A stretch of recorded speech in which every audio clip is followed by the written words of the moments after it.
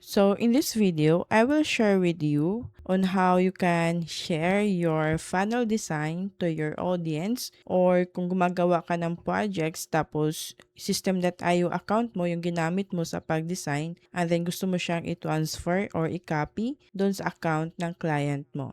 Click mo lang itong sites and then punta ka sa sales funnels. After that, piliin mo yung sales funnels na gusto mong i-share sa audience mo or sa account ng client mo. And then you will see yung tatlong horizontal na lines or dot. And then hover it, and then makikita mo itong menu or option. So, i-click mo itong share na option. And then click copy link to clipboard. Once na copy to clipboard na siya, so makukuha mo na yung link niya. So, paste natin dito.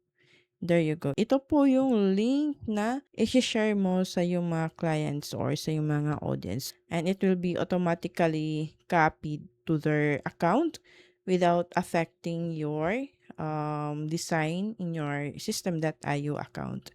But take note lang, once na i-delete mo itong original na file niya or yung original na funnel design doon sa account mo, dinelete mo siya, for example, you accidentally click delete, ito yung link na shinare mo ay hindi na siya effective or hindi na siya mag-work. So, there will be an error on that part.